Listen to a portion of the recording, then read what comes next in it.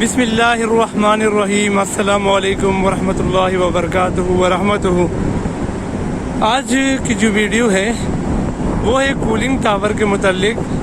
वैसे cooling tower के ऊपर मैंने 3-4 वीडियोस बना चुका हूँ, जिसमें से कूलिंग टावर की कैपेसिटी कैसे मालूम की जाए, तो यानी टन HPR कूलिंग टावर का वो कैसे निकालते हैं, फिर कूलिंग टावर के टाइप्स कौन से हैं, फिर कूलिंग टावर का जो सर्किट है यानी ओपन सर्किट और क्लोज सर्किट, इसके आपस में जो रिलेशन है वो क्या है, ये चीज़ें मैं बता चुका हूँ अपने कूलिंग टावर की वीडियो।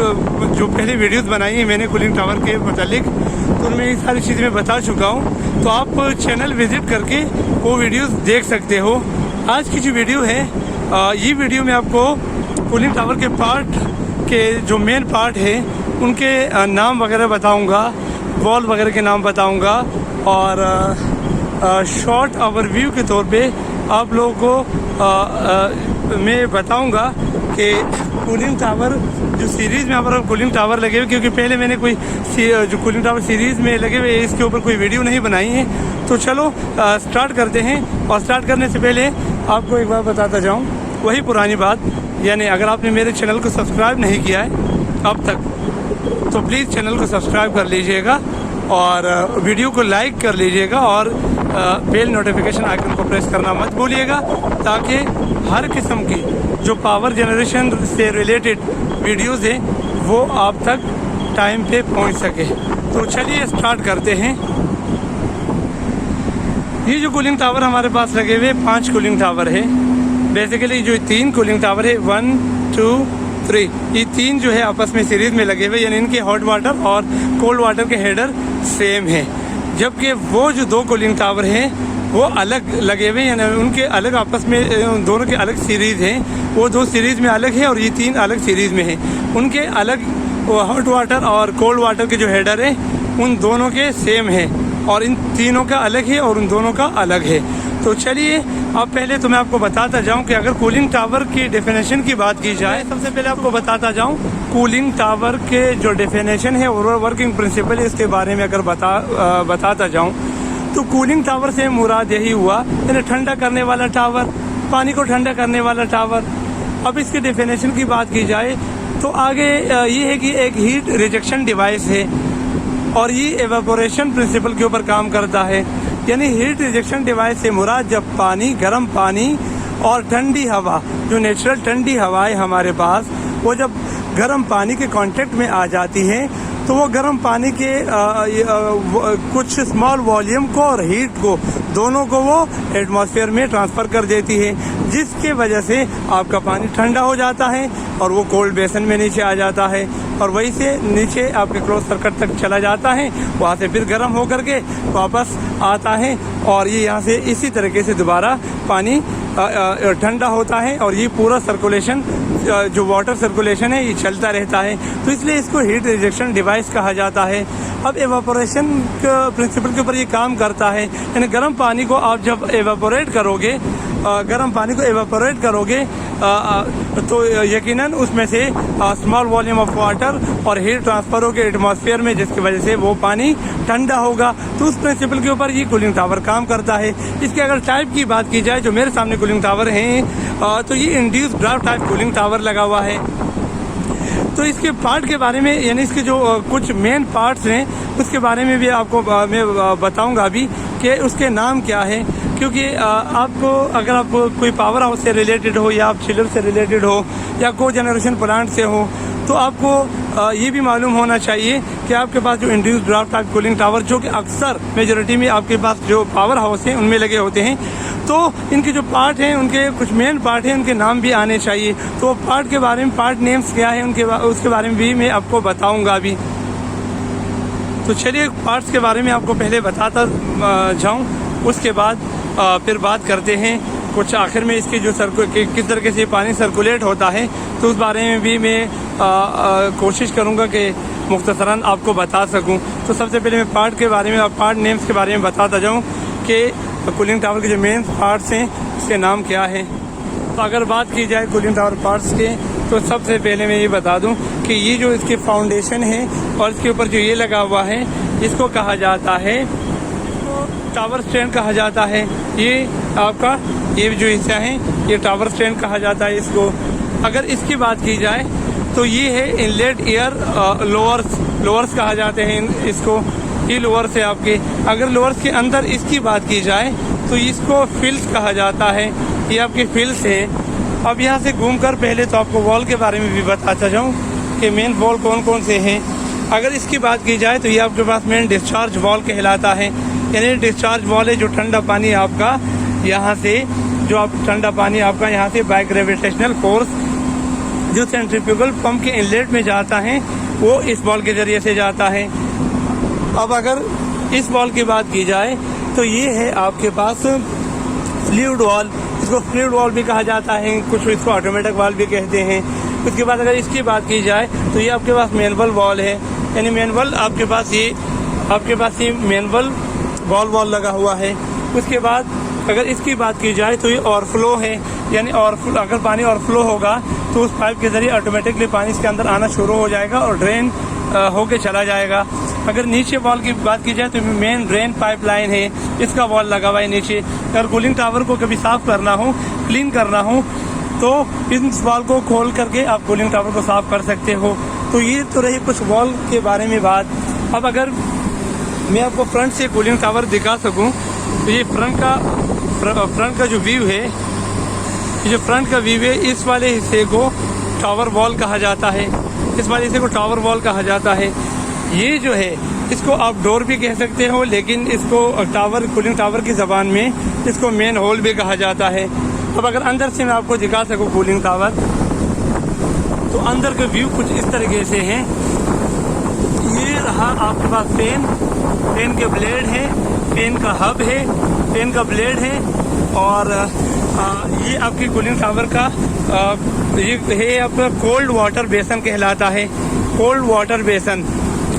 और ये जो आपको मैंने अभी बताया ये जो पाइप है ये आपके पास ऑटोमेटिकली अगर आपका लेवल कूलिंग टावर का अप हो जाता है तो ये और फ्लो के तौर पे पानी यहाँ से फ्लो होना शुरू हो जाता है और वो ऑटोमेटिकली ड्रेन होकर के ड्रेन पाइप लाइन में चला जाता है। तो ये तो वो पाइप हुआ। अब मैं आपको कूलिंग टावर के ऊपर से आपको कूलिंग टावर ऊपर भी लेके जाता हूँ और ऊपर के जो कुछ पार्ट नेम है वो भी बताऊँगा। अच्छा, ये जो हिस्सा है कूलिंग टावर का ये जो है हमारे पास बटरफ्लाई वॉल और ये मेन हेडर।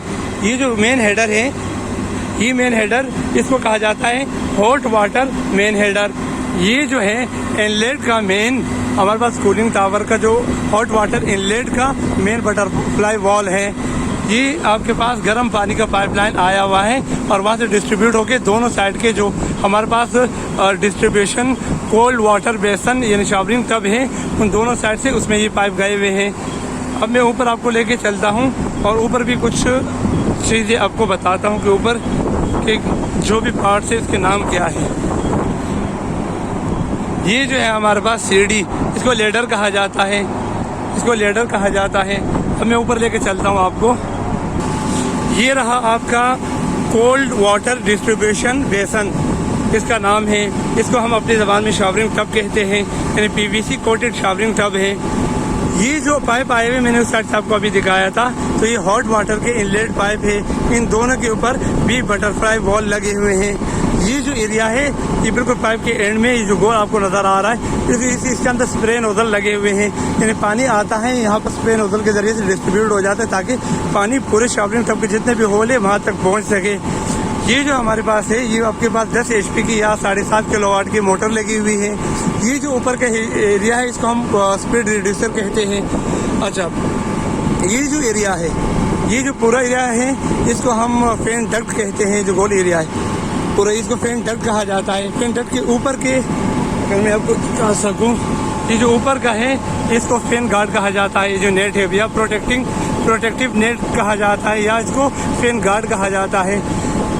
ये जो है फैन की हाउसिंग है बाकी, और इसके अंदर जो है आपको पता ही होगा कि बेल्ट लगी हुई है, पुली है। ये जो मोटर है बेल्ट के ज़रिए से उस फैन को चलाती है। दोनों साइड से हमारे पास ये पीवीसी कोटेड शावरिंग टब या कोल्ड वाटर डिस्ट्रीब्यूशन बेसन लगे हुए हैं। तो अब मैं आपको नीचे वापस जाता हूँ। तो मैं नीचे आ गया हूँ कूलिंग टावर से। अब मैं आपको बताता जाऊँ कि मुख्तसरन आपको बताता जाऊँ और आप लोगों को पता भी होगा कि अब कूलिंग टावर काम कैसे करता है पूरा। तो ये है हमारे पास, पहले अगर ये ले लेते हैं ठंडा पानी का, तो ये ठंडा पानी का जो हमारे पास कोल्ड वाटर बेसन है अंदर, उससे ये पानी इस डिस्चार्ज बॉल जो मेन बटरफ्लाई डिस्चार्ज बॉल है, इसके ज़रिए से इस मेन हेडर में, कोल्ड वाटर हेडर में पानी आता है। यहाँ से पानी आपके पास नीचे जो पंप लगे हुए हैं, उन सेंट्रीफ्यूगल जो पंप है उसके इनलेट में बाय ग्रेविटेशनल फोर्स पानी जाता है।